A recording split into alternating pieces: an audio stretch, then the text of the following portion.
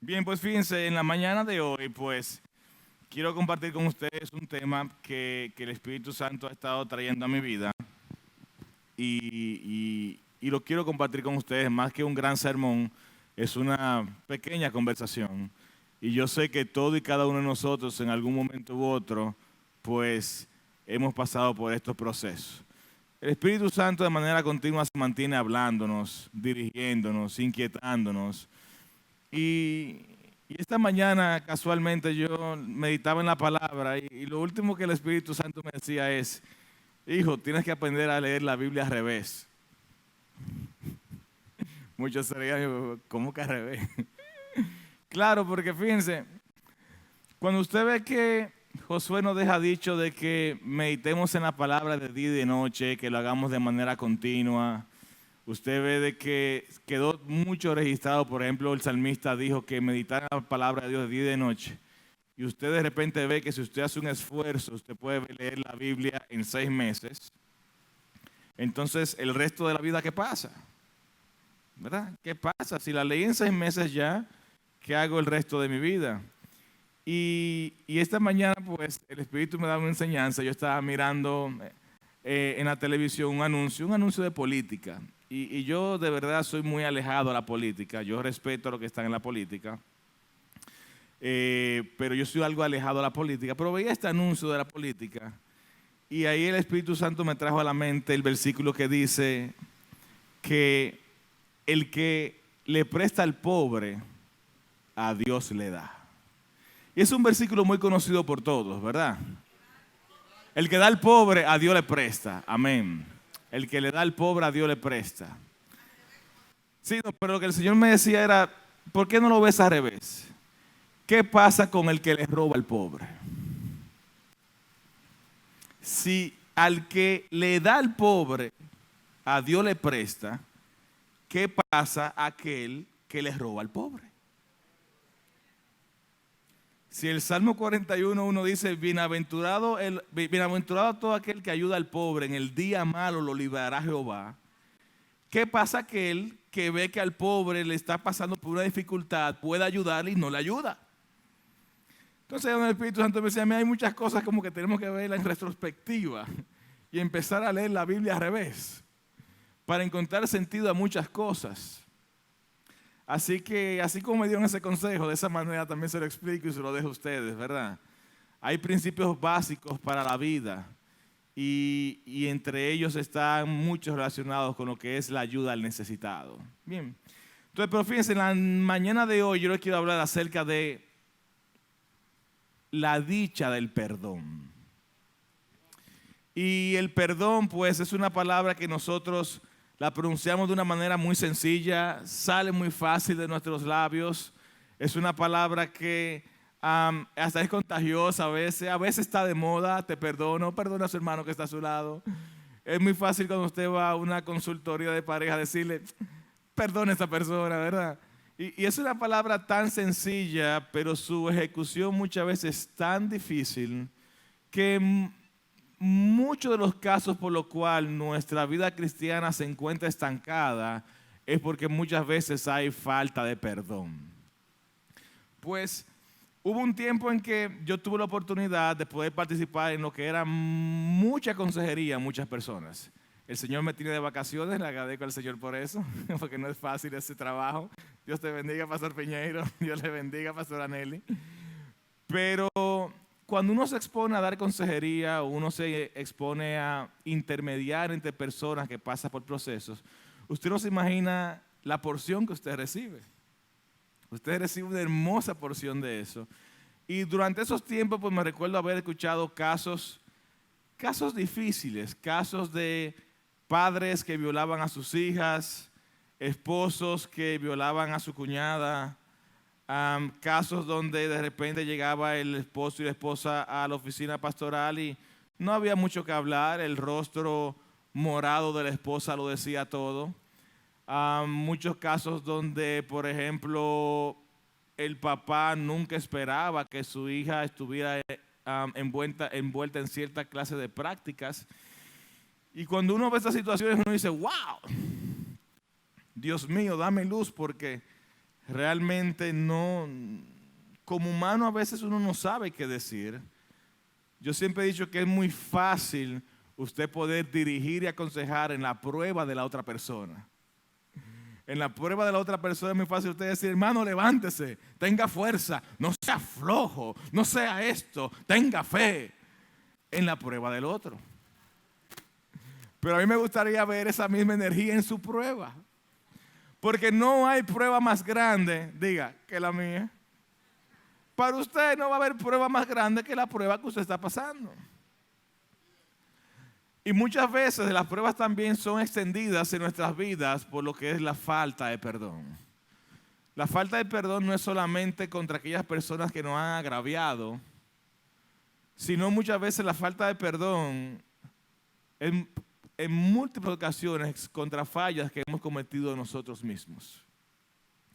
Y una vida que no sabe perdonar es una vida que abre una gran puerta a lo que es el espíritu de amargura. Y una vida amarga es una vida que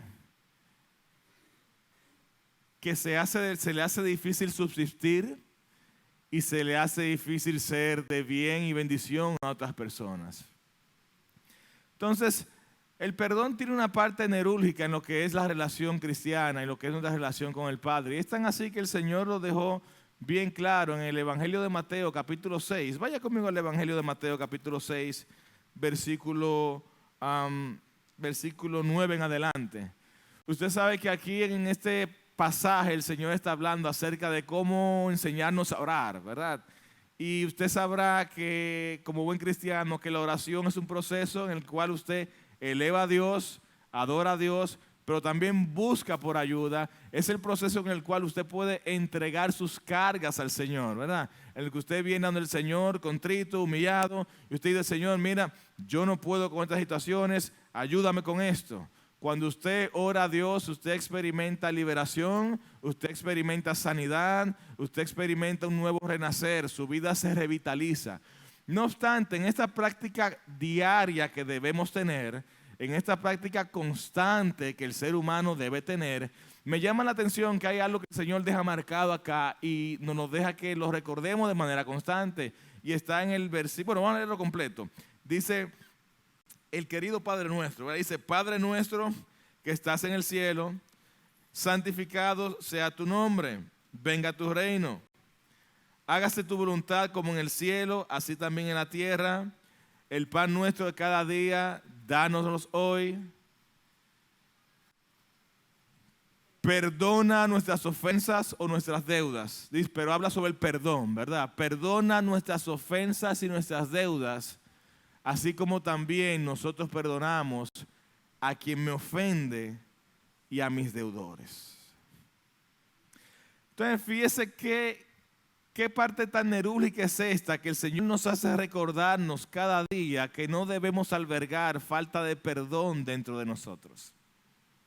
¿Y cómo lo hace? Bueno, se supone que nosotros como cristianos tenemos que hacer esto. Bueno, Daniel lo hacía 3 veces al día. Entonces se supone que nosotros como cristianos debemos hacerlo diario. Entonces, ahí de manera diaria el Señor hace un paréntesis y le dice, le voy a recordar a mis hijos para que puedan vivir una vida en victoria, para que puedan vivir una vida plena, para que puedan vivir una vida llena del amor, del gozo y poder fortalecer a otros, de que tienen que aprender a perdonar a quien te oprime. ¿Y sabes por qué? Porque el Señor lo ha vuelto eso una regla de oro. Porque si nosotros no perdonamos a quien nos oprime, entonces tendremos dificultades para ser perdonados.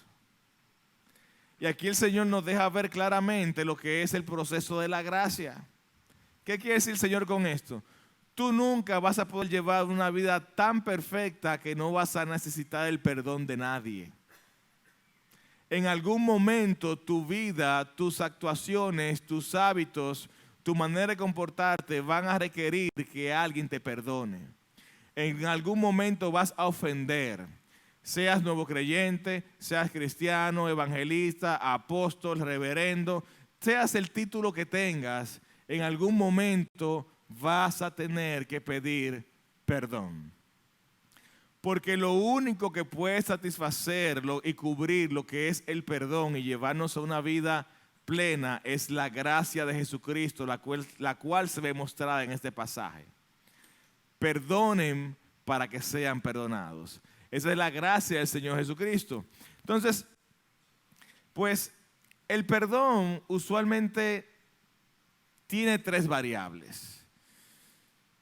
Para que se tenga que otorgar un proceso de perdón, tienen que ocurrir varias cosas antes.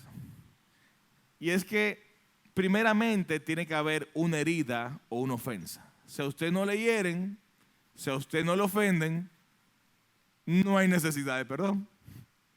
¿Verdad?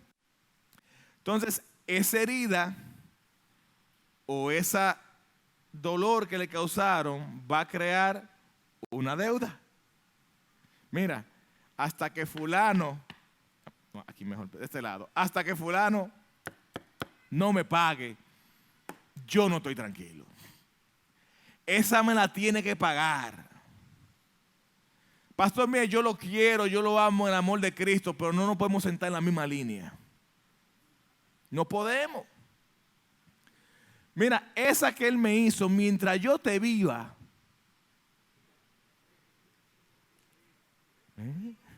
O vivo. Esa que ese hombre me hizo mientras yo te viva. José Armando, cuando ya usted sabe que viene así, con ese nombre así, José Armando, mira, mientras tú tengas vida. Pido disculpas a alguien que se llama José Armando, fue un nombre que me vino a la mente. Nada que ver, ninguna historia que yo conozca. Entonces, retenemos esa deuda. Y muchas veces sabemos decir te perdono, pero a la deuda le vamos poniendo intereses inclusive. Porque es fácil decir de labios te perdono, pero saldar la deuda no es sencillo. Entonces, mientras nosotros estamos albergando esa deuda dentro de nosotros, significa que no ha habido un perdón. Y si no ha habido un perdón, significa que no hay libertad. Muchas veces nosotros vemos en la noticia cosas que pasan en muchos países y usted dice, wow, ¿y cómo hay personas que pueden dedicarse al negocio del secuestro? Pues fíjese, todavía por la bendición de Dios yo sigo trabajando de manera secular y muchas veces tengo que viajar a lugares que son lo que se dice extremadamente peligrosos. Lugares donde tengo que salir en un vehículo y para llegar al destino donde voy tengo que tomar 5 vehículos en el camino. Me mueven de un sitio, me entran en otro, me mueven a otro sitio, me entran en otro, me mueven a otro sitio, me entran en otro y así sucesivamente. ¿Para qué? Porque hay mucho secuestro en ese lugar. Entonces, a veces uno ve esos casos y uno dice, wow, ¿y cómo hay personas que tienen como las agallas de dedicarse al secuestro? De privar a una persona de su libertad, secuestrar a una persona. ¿Cómo hay personas que se atreven a hacer esto? Y muchas veces cuando usted analiza lo que es la falta de perdón, usted está haciendo la misma práctica.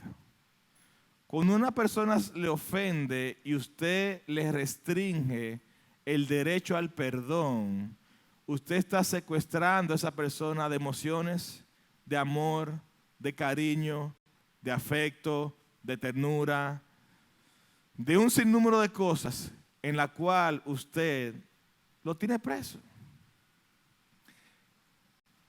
En la persona que ofende, por el simple hecho de ofender, esa persona va a ser o va a tener que de manera continua cargar con lo que es una vergüenza. Créame que ofender a alguien no es algo divertido.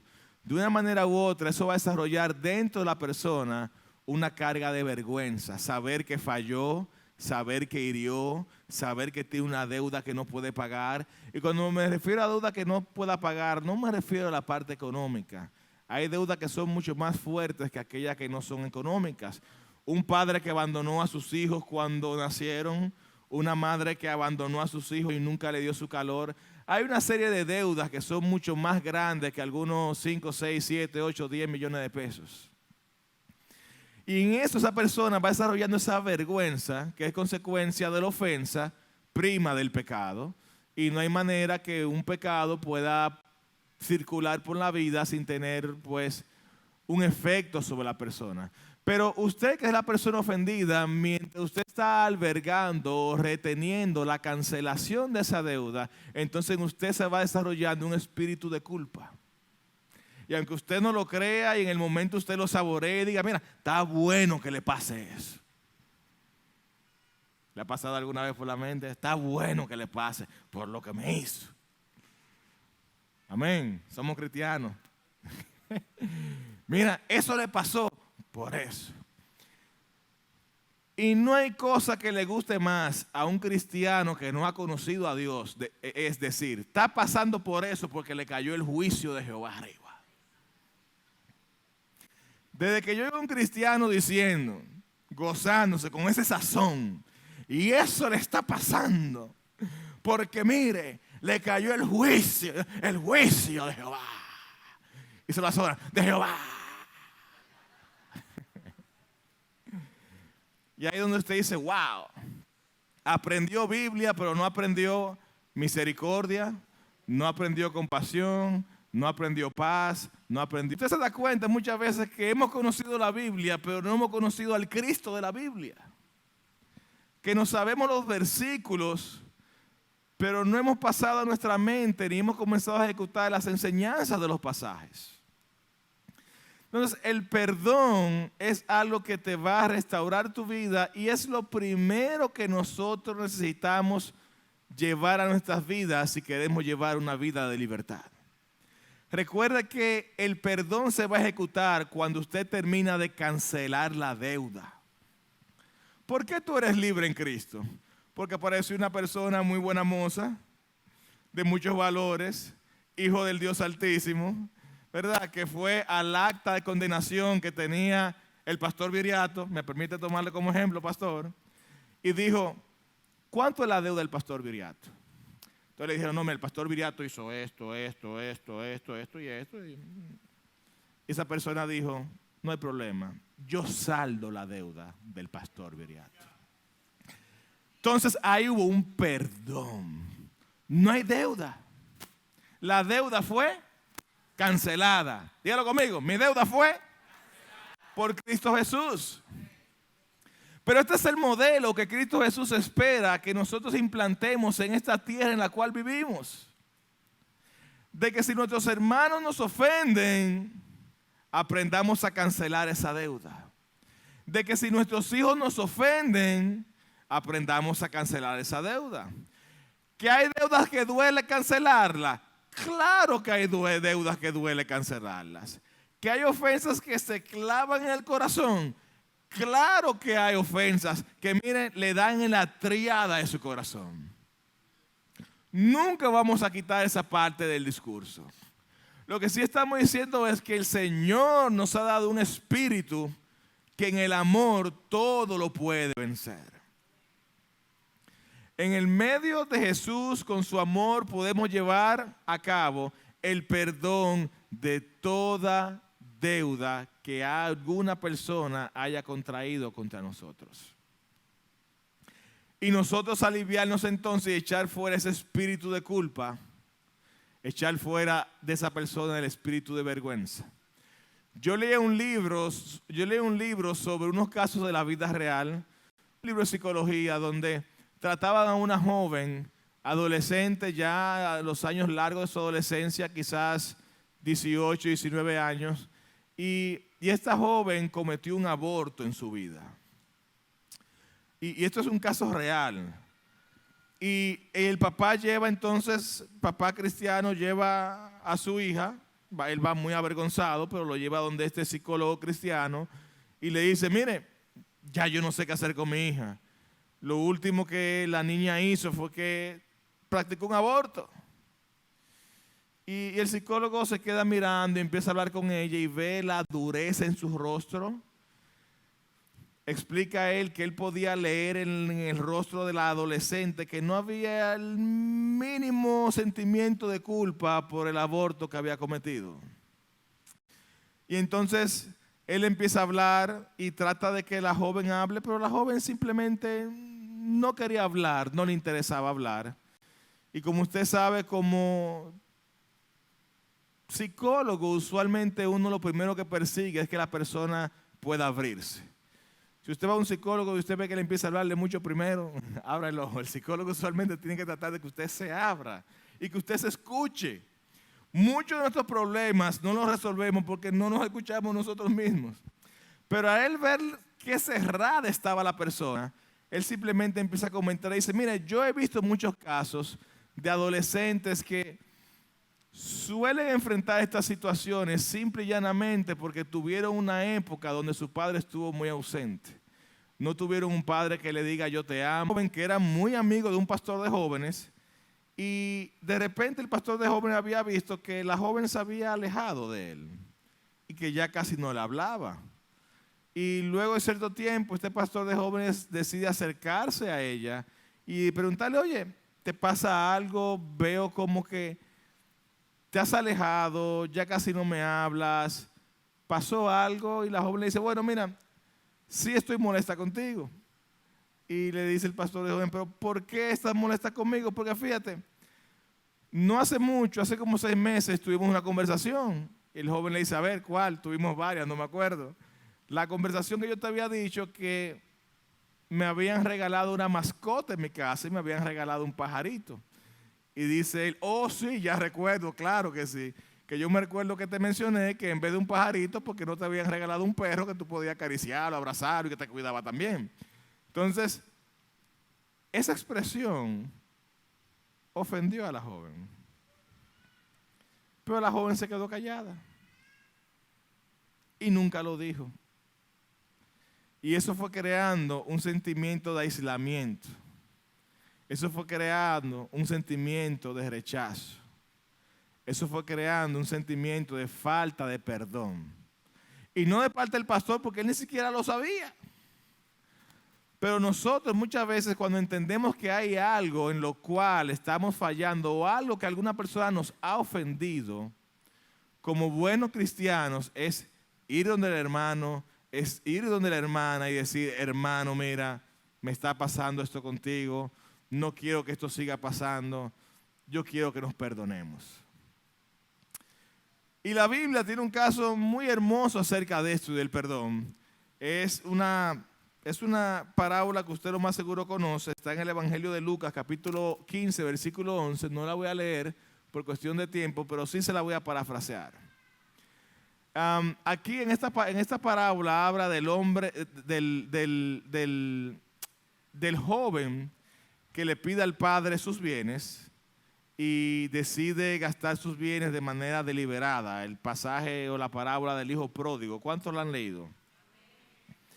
Entonces, pues, vemos como este joven que fue criado con mucho amor y según la introducción que nos da el pasaje, nos hace entender que el padre lo amaba y que lo había criado con delicadeza.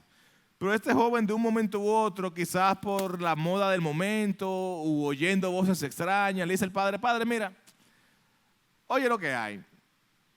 Yo no quiero seguir viviendo bajo este techo, yo no quiero seguir trabajando con los burros, con esto y lo otro. Dame la porción de lo que me toca, que yo voy a vivir la vida a mi estilo. Y el padre ve esta petición del hijo y le duele en su corazón. Eso es una ofensa. Usted decirle a su padre, mira, yo no estoy de acuerdo con la manera en que ustedes están viviendo acá, yo simplemente te pido que me dé lo mío, que me voy. Goodbye. Esto fue una ofensa hacia el padre. Y el padre respira profundo, dice, hijo, no hay problema, y con el dolor de su corazón, busca la porción que es del hijo y se la entrega al hijo. Y el hijo se va de la casa y ya quizás ya no huele a la grama que olía de manera continua porque el padre tenía grandes tierras, ¿verdad? Y había que trabajarlas, tenía muchos animales y de ahí había venido la fortuna que el padre tenía. Y tal vez ya estaba empezando a oler a otro aroma, ¿verdad? Tal vez tenía un aroma de algún perfume de nardo de esos tiempos. Y empezó a vivir su vida de una manera muy desorganizada. Y todo a raíz de haber ofendido a su padre y decirle al padre, oye, dame lo que me compete.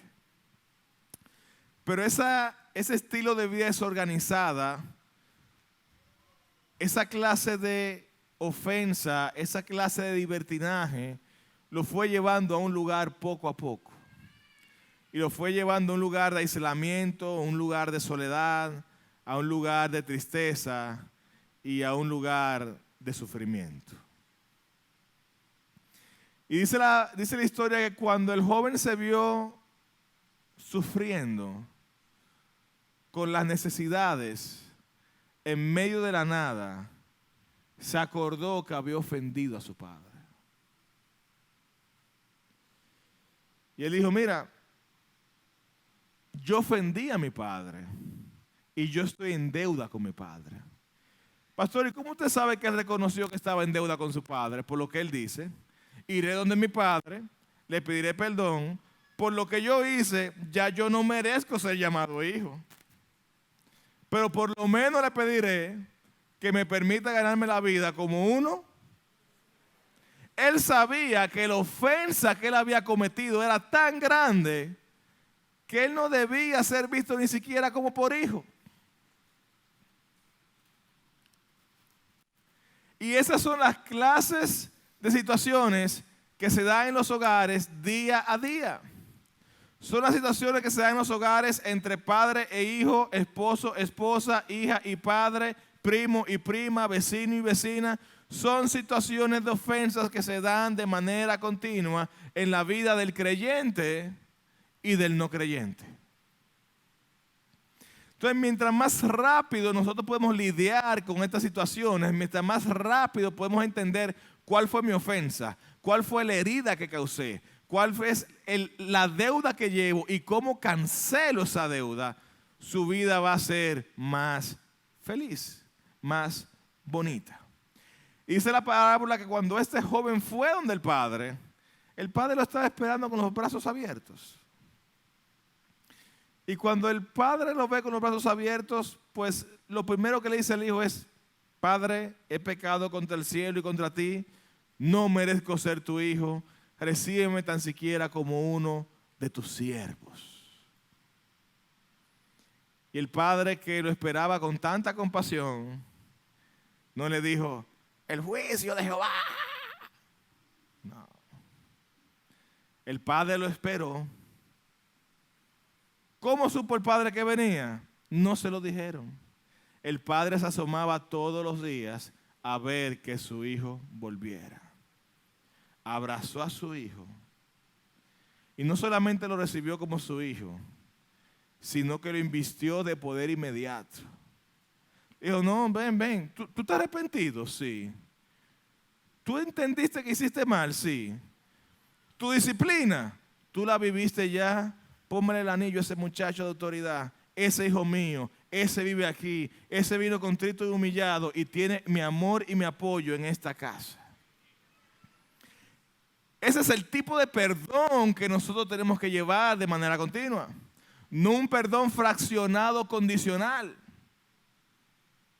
Bueno, te voy a perdonar, pero ya tú sabes. Esto primero, esto después, y vamos a ver lo que pasa. Nosotros, el ser humano, que usualmente queremos condicionar el perdón. El perdón de nuestro Dios es un perdón ilimitado. Y con esto yo no quiero que usted nunca me vaya a confundir o malinterpretar lo que es el perdón de Dios con las consecuencias del pecado. Porque las consecuencias de las ofensas del joven, él la vivió. Soledad, tristeza, amargura, distanciamiento de su padre. Esas fueron las consecuencias de su pecado. Pero el perdón del padre nunca tuvo condición. Simplemente un arrepentimiento genuino. Y su deuda fue cancelada de manera inmediata. Finalmente, en la Biblia hay una historia que a mí, cada vez que la leo, me ayuda, me motoriza a seguir hacia adelante y poder perdonar a cualquier persona, ¿verdad?, que de una manera u otra en mi vida me haya podido causar algún daño.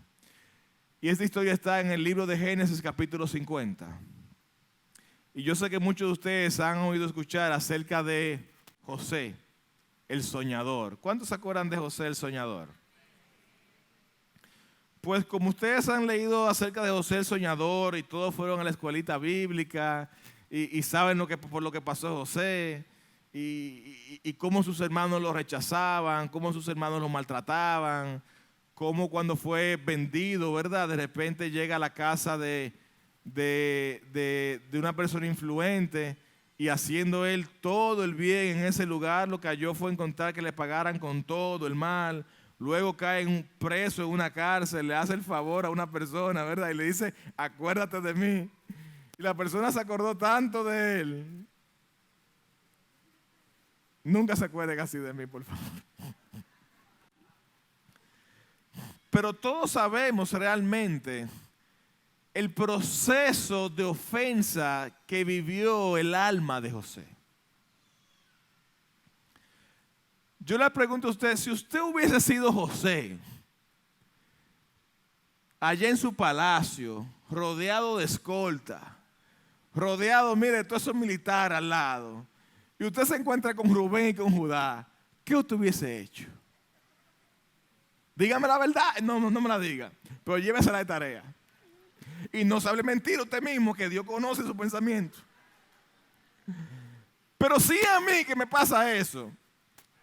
Ay, Judá.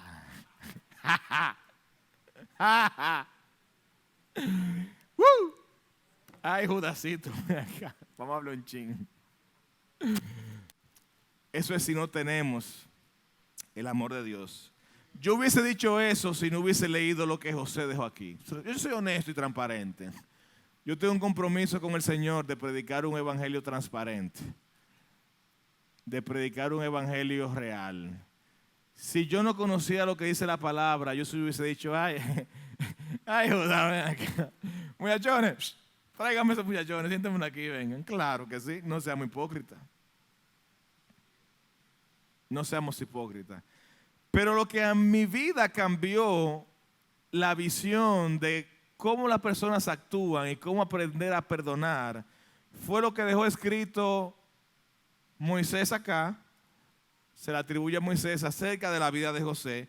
Y yo le voy a leer unos cuantos versículos que está en el libro de Génesis, capítulo 50, versículo 15 en adelante. Dice, muerte de José, ahí comienza. Dice, viendo los hermanos de José que su padre era muerto, dijeron, oye, no se habían cansado de tramar todavía. O sea, los muchachos no habían cambiado todavía. Entonces, viendo los hermanos de José que su padre era muerto, dijeron, quizá nos aborrecerá José y nos dará el pago de todo el mal que le hicimos. Bien, ellos se acordaron de su ofensa con José. Pero ya están tramando otro plan. O sea, ellos no se han dado cuenta que todos los planes que ellos tramaron, ninguno funcionaron. Y enviaron a decir José, tu padre mandó antes de su muerte, oiga eso. Oiga eso. Tu padre mandó a decir antes de su muerte diciendo, así diréis a José, te ruego que perdones ahora la maldad de tus hermanos y su pecado, porque mal te trataron. Por tanto, ahora te rogamos que perdones la maldad de los siervos del Dios de tu padre. Y ellos hablando todas estas cosas, tratando de mediar, pues José, no humanamente, porque esto que usted va a leer acá no pasa humanamente, esto es algo espiritual. Entonces, no vamos a entrar en contienda de pastor, el Espíritu Santo no existía en ese tiempo, el Espíritu de Dios estaba en ese tiempo. Entonces, el Espíritu de Dios toma a José y dice, y José lloró mientras hablaban. Y vinieron pues sus hermanos y se postraron delante de él y dijeron, henos aquí por siervos. No nos merecemos ni siquiera ser tus hermanos, pero recíbenos como siervos.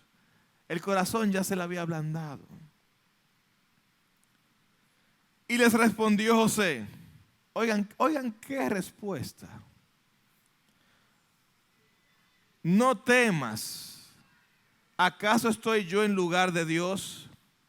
Ustedes pensaron mal contra mí, mas Dios lo encaminó a bien para hacer lo que vemos hoy, para mantener en vida a mucho pueblo. Ahora pues, no tengáis miedo, yo sustentaré a vosotros y a vuestros hijos. Y así los consoló y les habló al corazón. Esa es la clase de perdón que tiene que haber en nosotros. Póngase de pie en esta hermosa mañana.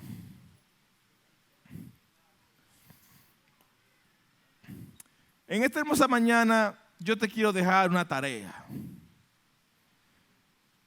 Y es que si tú sientes que has ofendido a alguien en tu vida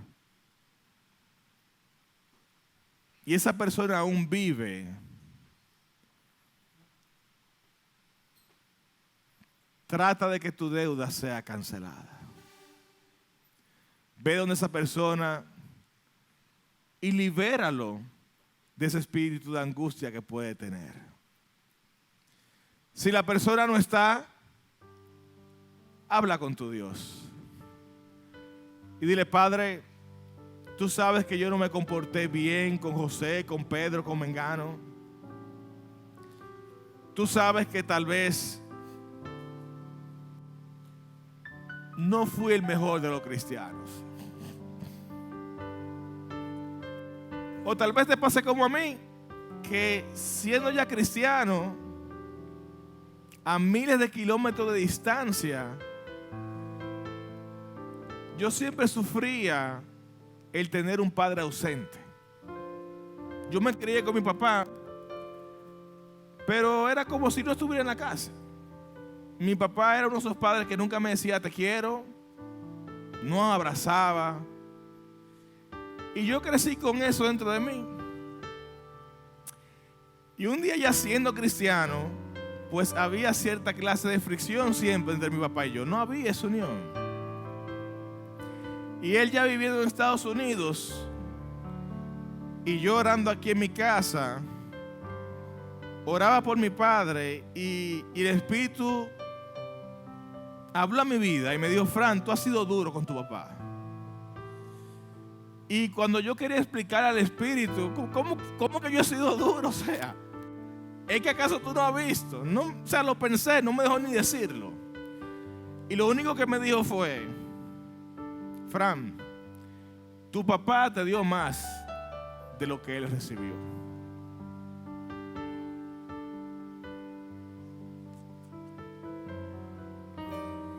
A la semana tuve que tomar un avión para ir a abrazar a mi papá y pedirle perdón. Muchas veces somos muy rápidos para juzgar a las personas que de una manera u otra pueden desarrollar un comportamiento que nos puedan herir. Y no entendemos las razones o no conocemos el panorama completo. Lo que yo sí te digo es que lo que ha pasado, pasado está. No hay nada que tú puedas hacer con el pasado. Lo que yo sí te digo es que tú puedes hacer hermosos hoy y el resto de los días que te quedan. No dejes pasar el día de hoy, no dejes pasar esta semana sin acercarte a esa persona que tú sabes que necesitas abrazar. Sin acercarte a esa persona que tienes que cancelarle esa deuda que tú le llevas por dentro, para que puedas experimentar la libertad de Jesús.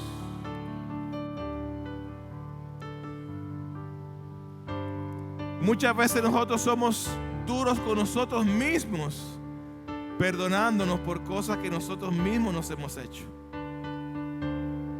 A veces duramos décadas simplemente diciendo: wow, ¿por qué tomé esa decisión? Déjame decirte que si tú estás siendo afectado por ese espíritu de angustia, la manera en que serás libre es cuando lo presentes al Señor y le digas: Padre, te pido perdón y acepto tu perdón. Reconozco que Cristo pagó la deuda en total en la cruz del Calvario. Nuestra deuda ya no se paga en pagos. Cuando Adán y Eva, hasta el tiempo de Jesús, la maldad del ser humano era expiada. Quiere decir, era cubierta, no era saldada. Por eso se necesitaba sangre de machos, cabríos, se necesitaban pieles. ¿Con qué el Señor cubrió el pecado de Adán y Eva? Con pieles. No lo pagó, lo cubrió. Lo cubrió porque ese era el interés hasta la fecha de la hora redentora de aquel que sí puede pagar el precio de tus pecados. Y el que sí puede pagar el precio de tus pecados es aquel que tú llamas Señor Jesús. Así que en esta tarde, si tienes necesidad de orar, yo quiero orar por ti. Si estás a falta de un abrazo, yo quiero darte un abrazo. Simplemente quiero decirte que hay un Dios que te ama y hay un Dios que te recibe y perdona tus faltas. Si hay alguien que quiera la oración, pasa adelante.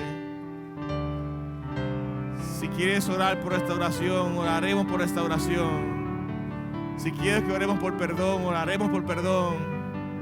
Si quieres entregar tu vida a Jesús hoy, le entregaremos tu vida a Jesús hoy. Pero hoy no vas a salir igual. Hoy salimos revitalizados en el nombre de Cristo Jesús.